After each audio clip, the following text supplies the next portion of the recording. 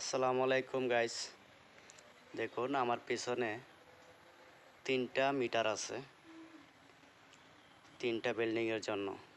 তো একটা মিটারে বিল বেশি আসে আর ওয়্যারিংয়ের বয়স অনেক হয়েছে, ম্যাক্সিমাম 20 বছরের উপরে।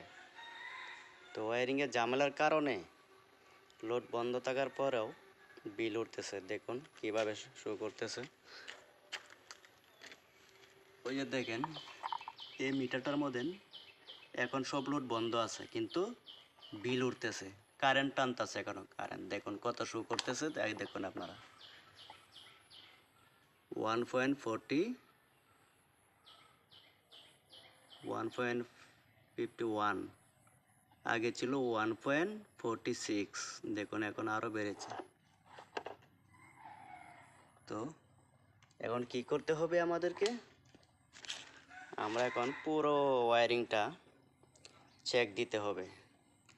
কোনো লাইনে কোনো সমস্যা আছে কি না, কোনো টিনের মধ্যে লাগিয়ে রয়েছে কি না, কোনো গ্রাউন্ড হয়ে রয়েছে কি না, মানে ইত্যাদি সম্পূর্ণ ওয়্যারিংটা আজকে আমরা চেক দিব, যেন এই বাড়তি বিলটা না আসে। এই মিটারে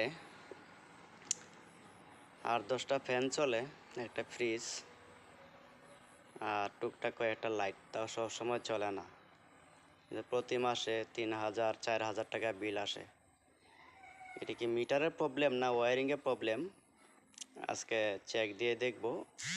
বর্তমানে আমার সব সার্কিট বন্ধ আছে, তাও এই লাইনটা শো করতেছে, বিল শো করতেছে এম্পিয়ার 1.51 এম্পিয়ার। অনেক কারেন্ট, প্রায় 500 এম্পিয়ারের কাছাকাছি।